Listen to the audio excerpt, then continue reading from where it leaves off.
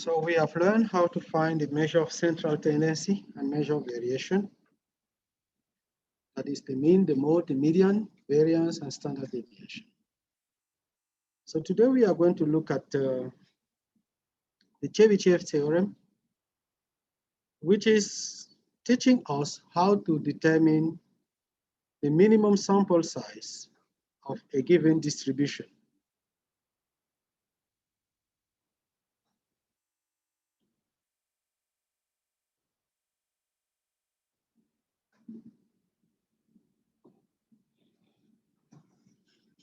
Suppose we have a distribution with mean, let's say 50, and standard deviation 3. Then the distribution could be like on a line, and we have 50 here. We are using the mean as the origin, the center, like the 0. Then from it, we are using the standard deviation as the unit. So after 50, you will get to 53, for example. Then 56. And 59. Here we will have 47. I'm writing and you're not seeing.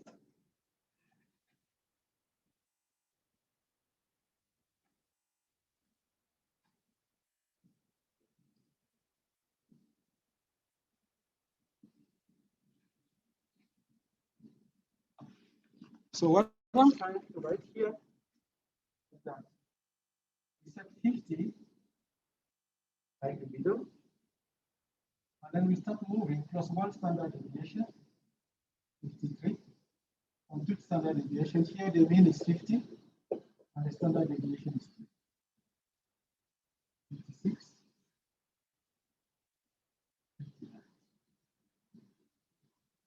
47, 44, 41.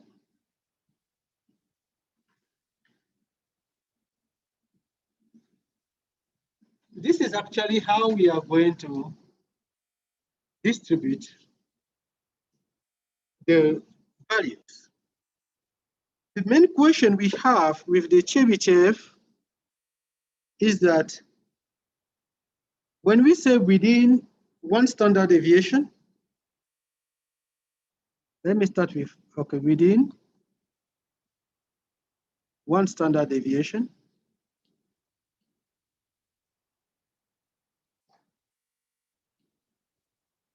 we are between the mean and then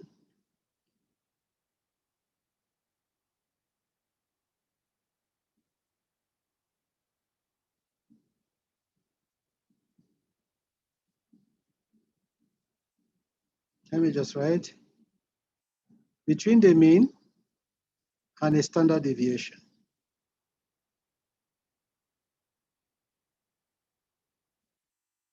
So that is what we mean by values that are within 1 standard deviation. That is, you subtract a standard deviation and add a standard deviation to the mean.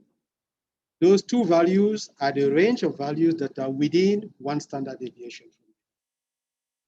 If we want to be within 2 standard deviation, we will do mean minus 2 standard deviation.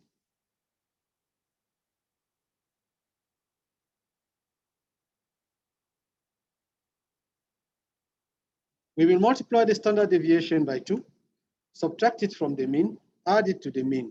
The range we have is within 2 standard deviation from the mean. We can say we want to be within 3 standard deviation from the mean. That is, we will move to the left 3 standard deviation and to the right 3 standard deviation. For example, from here to here is within 1 standard deviation. From here to here, within 2 standard deviation. Within 3 standard deviation, we can move 38, move 62, and we will say within 4 standard deviation. 1, 2, 3.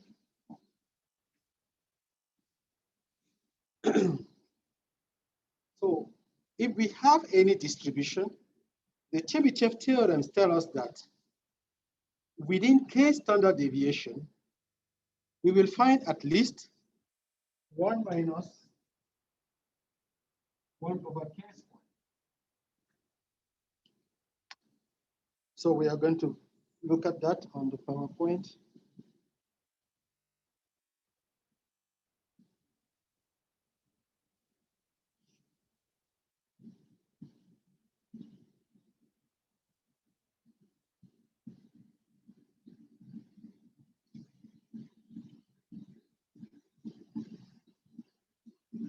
The Chebyshev theorem tells us the minimum proportion of values that are within K standard deviations from the mean. So if this was a distribution of a test score, we generally use K at least, K is more than 1. Because if you take K less than 1, let's say half, this number will be negative. Any proportion is above it. So it is meaningless to say that the proportion of value will be at least a negative number. It's more than a negative. So what we are saying here is if we have K equals to 2, for example, the minimum proportion will be 1 minus 1 over K squared, which is 1 minus 1 over 4, which is 3. So we are sure that at least 75% of people have their score within 2 standard deviations. At least 75% of students have their score between 44 and 56 in this test. That's the meaning of the Chebyshev theorem. If we want to know the minimum proportion that have their score between 41 and 59, that is within 3 standard deviations, we will do if K equal to 3, 1 minus 1 over K squared, it's 1 minus 1 over 9, which is 8 over 9. And this is 0.88. So about 88.9% of people have their score within 3 standard deviations for every distribution that we have. So at some point, it is generally assumed that any value out of the 3rd standard deviation is an outlier. That outstanding students will score above 59. And really bad ones will score below 38. That is the idea of the Chebyshev theorem. Whatever distribution you get, you will have this.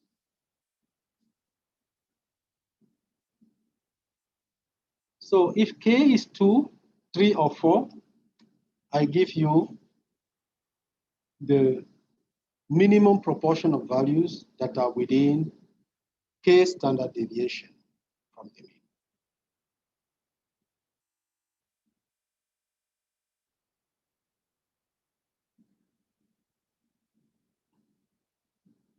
Let's look at this example.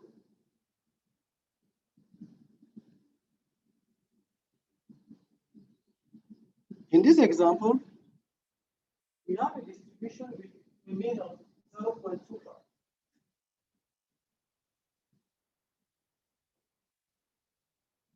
And a standard deviation of 0.02.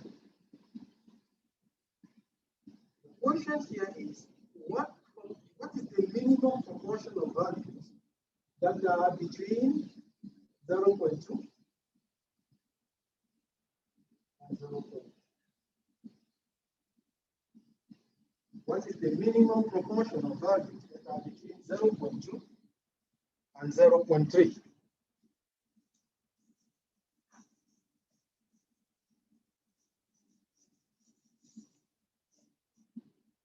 So,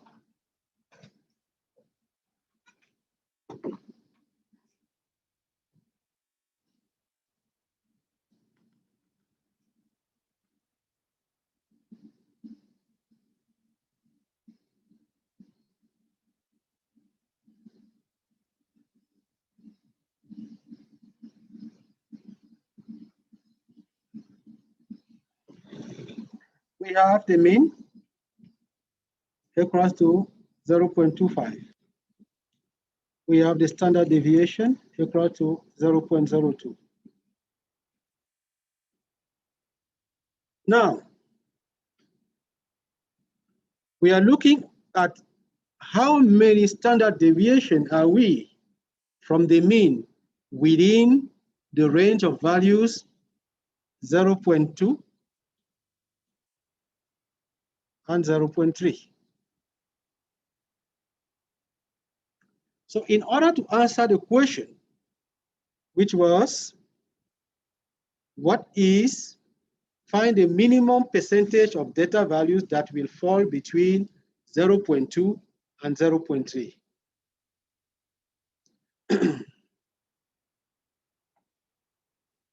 In order to find this minimum proportion, we want to know within this range, how many standard deviation are we away from the mean? If we know that, then the minimum proportion will be 1 minus 1 over S. So the question is, what is K if the mean is 0.3 and the standard deviation is, the mean is 0.25 and the standard deviation is 0.02. First, we will observe that 0.25 is at the middle of this interval. This 0.2 to 0.3, the midway is 0.25. Is that right? So we also know that the minimum value here is 0.2. The minimum value here is 0.2. Let me erase this.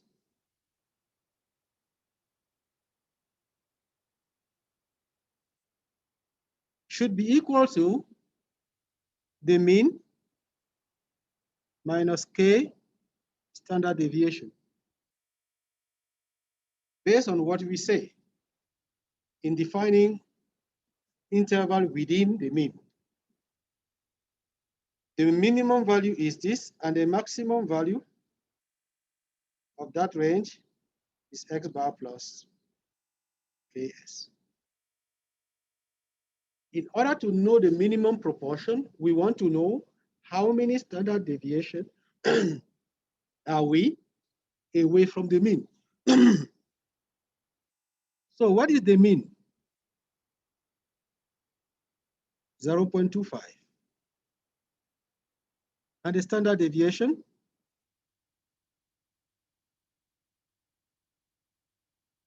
So the solution to this equation, 0.2 equal to 0.25 minus 0.02K, is the number of standard deviation we are away from the mean.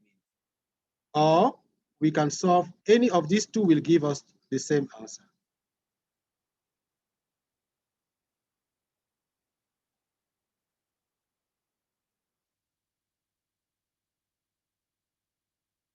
You will see that if you are looking at the first equation,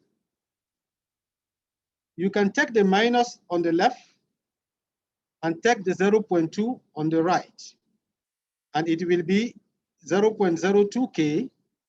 What I'm saying is, if you look at the first equation, 0.2 is equal to 0.25 minus 0.02. So you can write it again as 0.02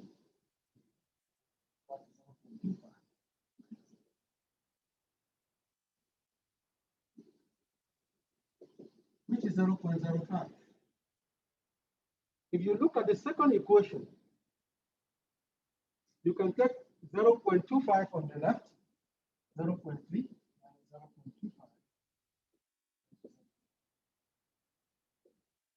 And this is 0.3. What we are saying here is that whichever equation you use, you will get to the same situation.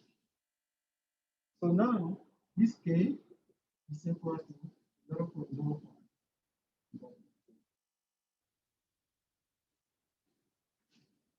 So we can solve any of the two equations to have 0.3 minus 0.25 is equal to 0.02 K. So K is equal to 0.05. 0.3 minus 0.25 is the 0.05,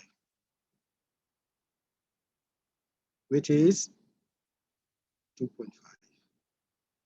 So the number of standard deviation we are from the mean in this interval 0.2 to 0.3 is 2.5.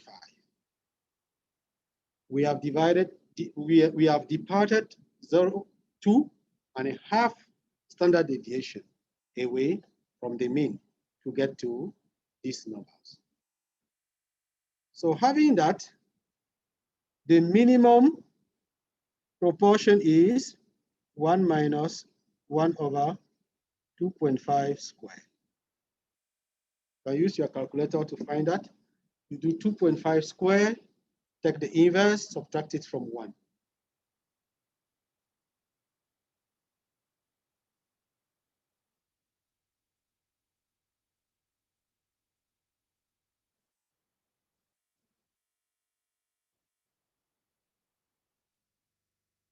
Use your calculator to do this.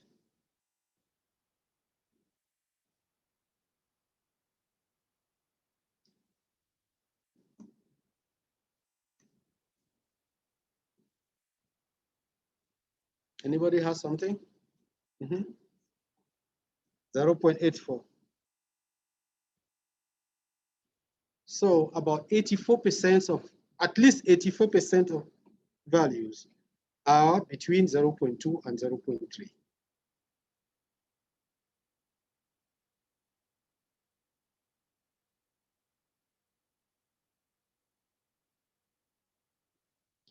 This is one form of question you may have. Any questions so far, please? If you don't understand, let me know.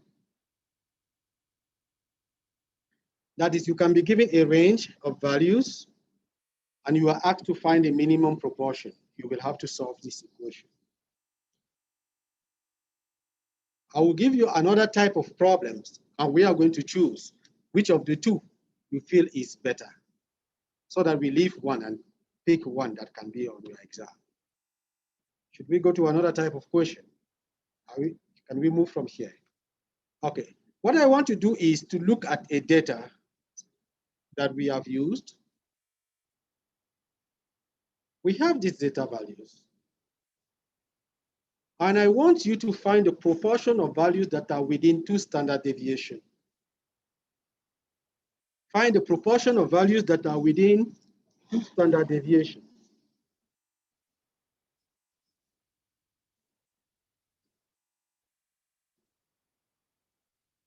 So to do that, we need to know what is the mean. What is the mean for this distribution? We worked this last time, you can see it there. What is the mean? Mu. 2.15, can we all see the mean? And what is the standard deviation? What is the standard deviation? 0.22. Find the minimum proportion of values that are within 2 standard deviation.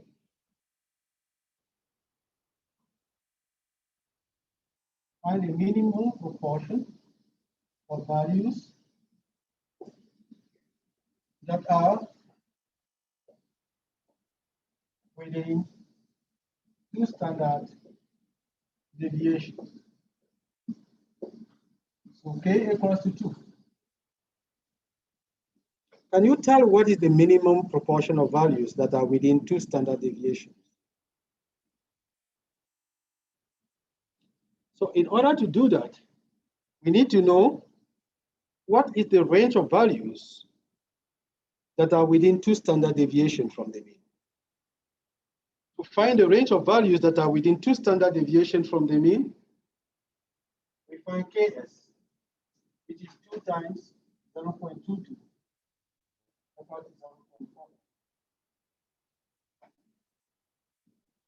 Then we will subtract this number from the mean and add it to the mean. 0.14 and 0.44.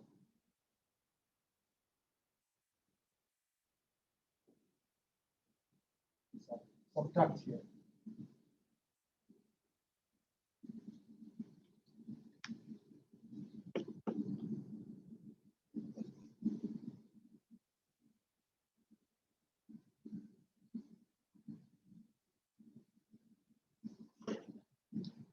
So what is this value? 1.7. Here. So values that are within 2 standard deviations from the mean are greater than 1.7, less than or equal to 2.58. Do we understand that? Within 2 standard deviations, the values are within this range. Now, my question is, find the minimum proportion of values that are here.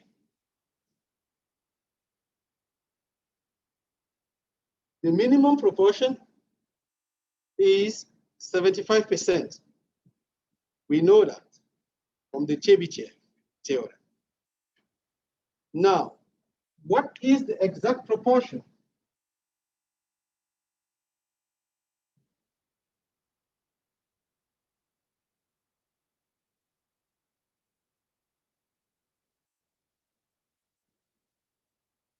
What is the exact proportion of values that are within 2 standard deviations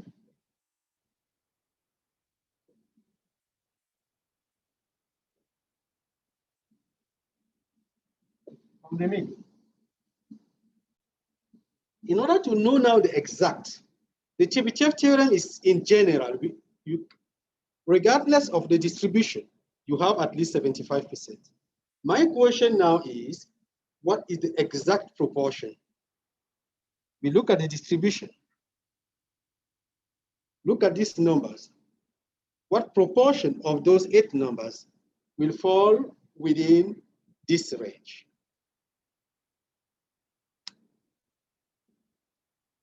So to find the proportion, you count the number of values that are within this range.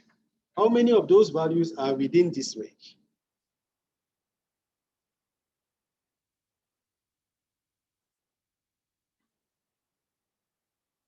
How many? Yes? 7 of them, right? If you look carefully, only 1 of them is not, 2.6. So 7 out of 8. 7 out of 8 makes what proportion?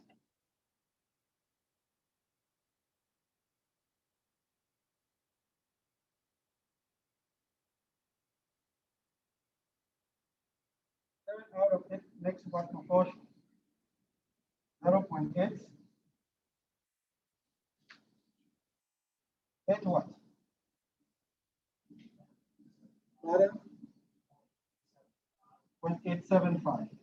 About 87.5% of values are within 2 standard deviations from the mean. I am saying that the exact proportion, because we have the data, is this. Is it consistent with the Chebyshev theorem? Is it consistent with the Chebyshev theorem? What I mean by is it consistent is that is it disproving it? What does the Chebyshev theorem says? The minimum proportion is 75%. Is it true based on this case? Can we say based on this that at least 75% are within 2 standard deviations, right? It is consistent. It is always going to be consistent because it is a theorem. But I might want you to check it out and to confirm it. So the Chebyshev theorem tells us the minimum proportion. If I ask you find the minimum proportion, you don't need the distribution. You use the Chebyshev theorem and you do k, 1 over k squared, subtract it from 1, and you get that all the time. Now, if I ask, what is that proportion? You need the distribution. And to determine the number in the range, divided by the total. That gives you the actual proportion.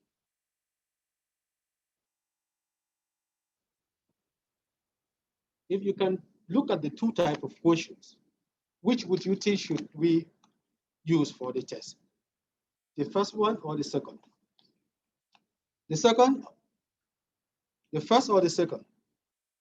For the first, I will ask you, find the proportion of values that are within 2 standard deviations from the mean. In order to do that, you need to compute this range by subtracting and adding, and then go and count. Other one, we have a problem in which you have a range, and you want to know the number of standard deviations that are in that range.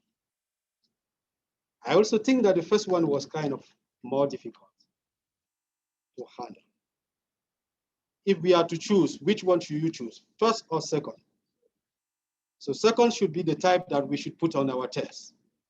Okay, so that's what we do in this class. You know what I will be asking you on the test. And you know what you don't know. So that is the Chebyshev theorem. Now, last section, 3.3. Percentiles. Percentile is the proportion of values that are at most x. If you are given a distribution and a value x, you will be asked, what is the percentile rank of x? It means what proportion of value are less than or equal to x. So that's what we call percentile. When you have your score, you are given the percentiles. That tells you you are better than what proportion of the test takers. We also have deciles that are subdividing in tens. Like the first deciles is the 10th percentile. Second deciles is the 20th percentiles, and so on. More important that we use are the quartiles.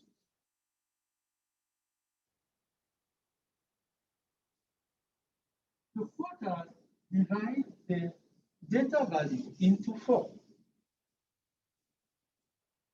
When you divide the values into 2, the middle, we call it what? The median. Remember the median? The median is at the middle of the data value. So the median is the second quartile. First quartile, 25%. Second quartile, 50%. Third quartile, 75%. Does that make sense? So the first quartile is the 25th percentile. The second quartile is the 50th percentile.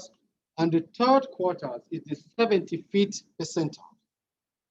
Practically, to find the quartiles, first find the second quartile, which is the median. It's easy to find the median. When you find a median, it is at the middle.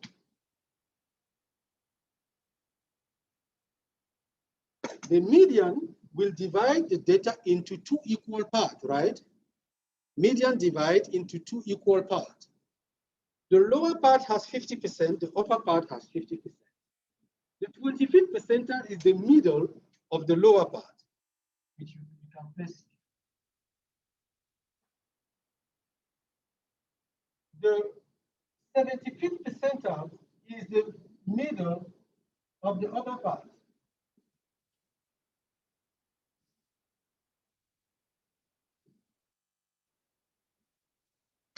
You will see that I have not put this one like equal distance from Q2 because it might not be equal distance. It depends on the nature of the distribution.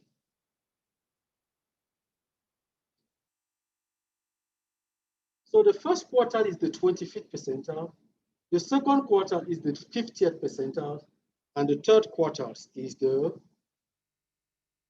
75th percentile. So these quartiles kind of help us to know where the data are concentrated. And generally, we think that values are around these quarters. And we find what we call the interquartile range, which is Q3 minus Q1. Once you have the quarters, the interquartile range, Q3 minus Q1, kind of give us a measure of variation. It's a type of range, but the advantage of it over the general range that we have is that it's focused on where data are concentrated due to the fact that we have the quarters. We have the quarters there. This interquartile range, maybe let's do an example first.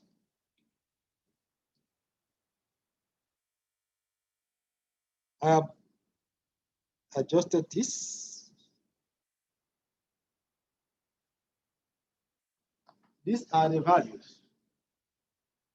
So the median here, we have 15 values. The position of the median is 15 plus 1 over 2, which is 8. So the 8th value is the median. So that is this number 4. You will divide data into 2 equal parts, 7 on the left, 7 on the right. The median on the right of values to the left is 3. And the median of values to the right is 5. Can we see that? So we will say Q1 is 3, Q2 is 4, and Q3 is 5.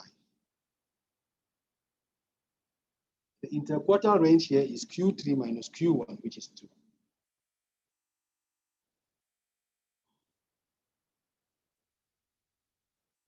What is the use of the interquartile range? The interquartile range will help us to identify the outliers. What we do with the interquartile range is that we measure from here to here. Now we will say that values could be outside of this range. But if we take this measure here and add half of it, and we find ourselves here, anything below this number is an outlier. So we say lower outliers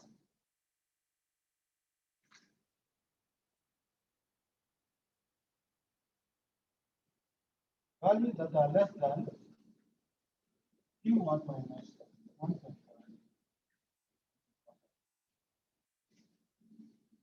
We do the same for the upper outliers.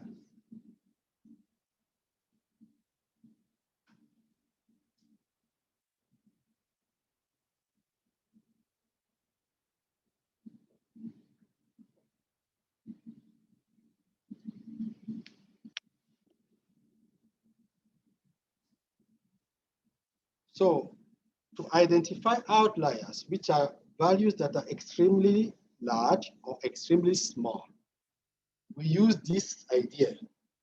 Take this measure, add it here, add out it. Anything out of this range is an outlier. For example, here we have Q1 equals to 3, Q3 equal to 5, interquartile range 5 minus 3 equals to 2. So we will do Q1 minus 1.5, interquartile range is 3 minus 1.5.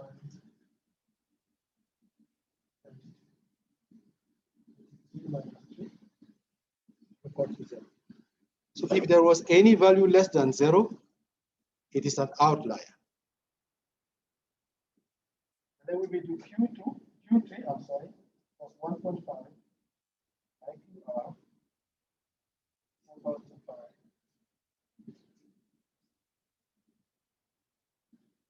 5. That will mean any value above 8 is an outlier. So you will understand why you find 10 there. Now I want to go back to this data and change these 8 to 10. Will it change the median? Will it change the Q1 and Q3? No. Will it be an outlier? Because it will be above 8. So it will be an outlier. So generally, sometimes people want to get rid of outliers because they have a negative effect on the analysis of the data.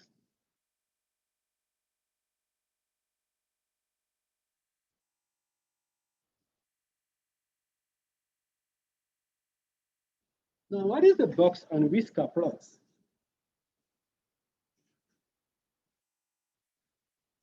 Suppose this was the data values. I can make a box here.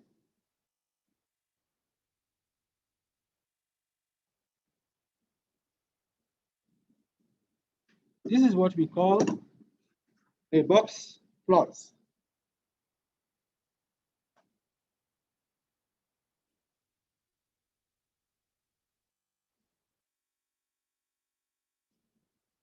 So it uses 5 numbers of the data set that we call the 5-number summary. This number will be the minimum. This number will be the maximum of all the data values. Lowest data value, highest data value. Q1, Q2, Q3. Those give us what we call the 5-number summary. In your project, I think I asked you find the 5-number summary. I'm not sure, I don't remember. So it's the minimum, Q1, Q2, Q3, the maximum.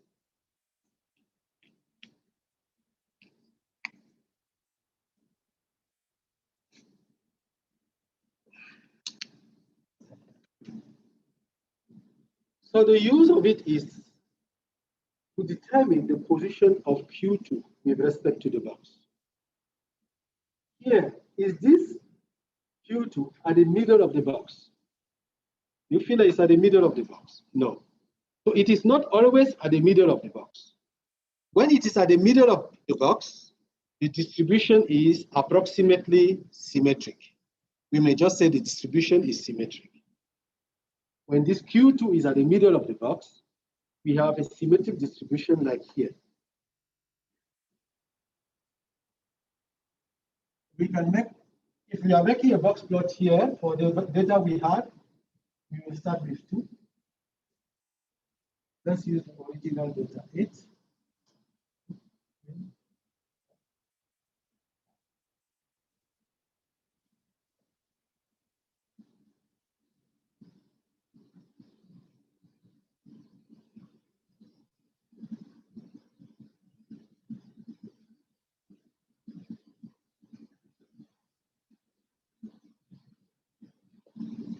I'm sorry. So is this one at the middle of the box?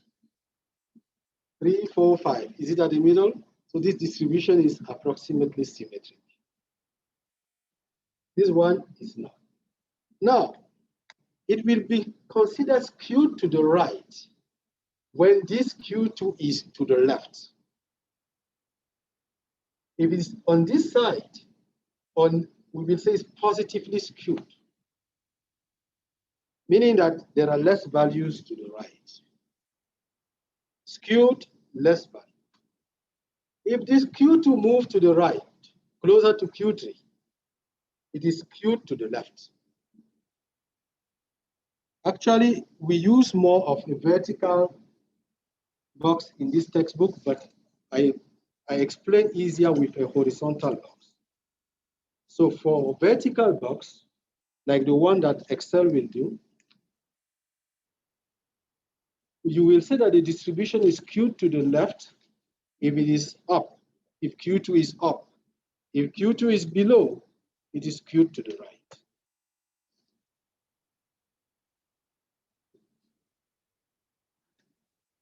So let's make a box and whisker plot for the data that we have.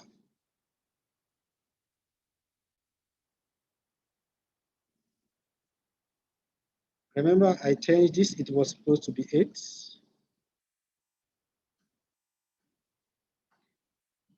I want us to use Excel to make a box plot.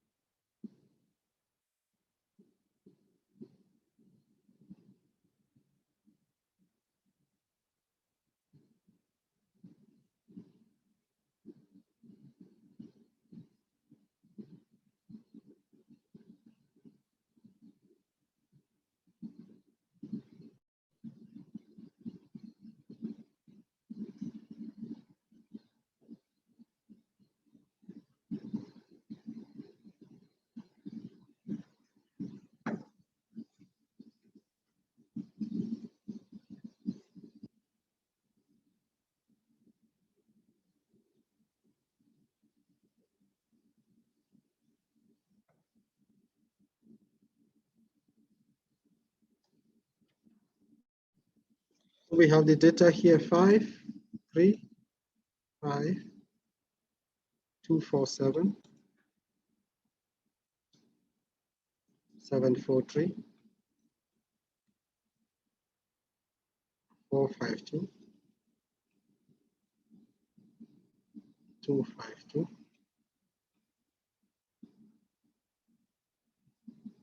Continuous missing. 5, 3, 5, 2, 4, 7, 7, 3, 2.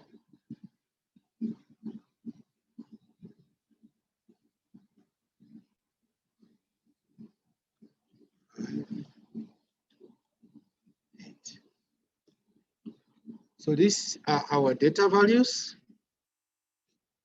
I put this one so that you don't need to organize it. If you like, you organize it. If you have 1,000 of them, you will not be able to.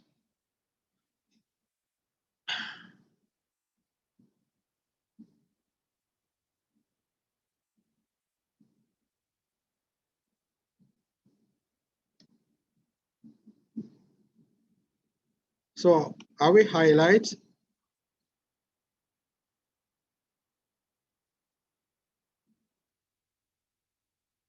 I will highlight the values.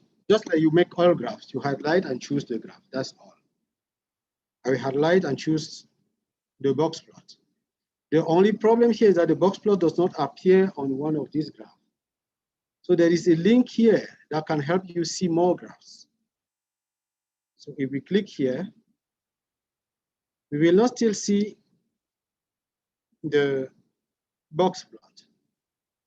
So I will click all charts. All chart, and I will see the box and whisker plot here. I'll click on it, and I have the plot. Highlight and choose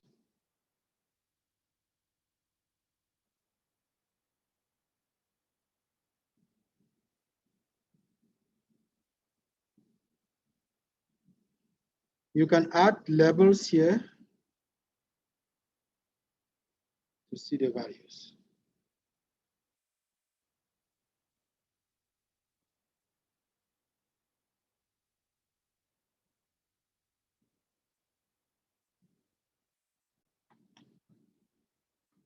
So if you have few values like the one we have, we can make a box plot easy. But as I always say, you are not always going to get small values. You might have a lot of them. Excel can help you to make a box and whisker plot.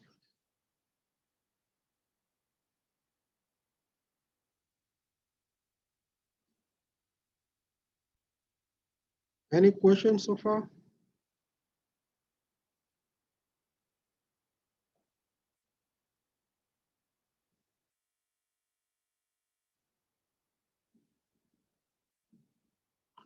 So we are done with chapter 3.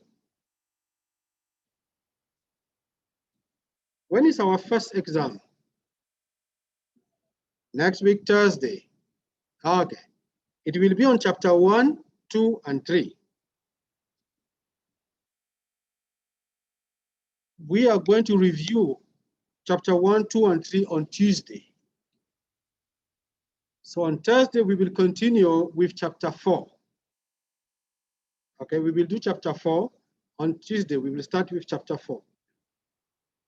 When we are able to come to class, we should come because there might be days that we cannot. So we will do chapter 4 on Thursday. It is not going to be on the exam. Chapter 3, 2, and 1. Take home problem 3. You see, we are finishing chapter 3 today. So you should be done with it by Thursday. But it is due on Tuesday at 11 a.m. So please make sure you are done by Monday. If you have questions, come to my office or send me an email. We will work it together. And so that on Tuesday, we are free to go over all the take-home problems, see what you were supposed to do, how you were supposed to answer questions.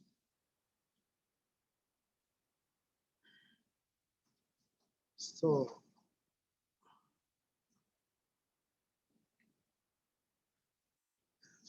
take attendance. You can sanitize, and as I'm taking attendance. Holly? Holly? Yeah. Taylor? Here.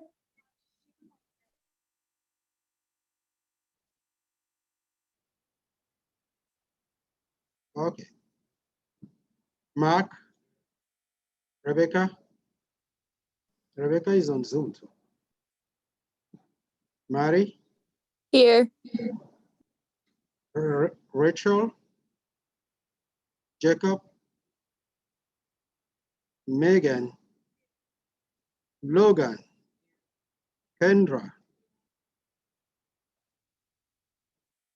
Amaya? Tyler? Joseph? Sydney? Mahin? Mahin? Okay, thank you.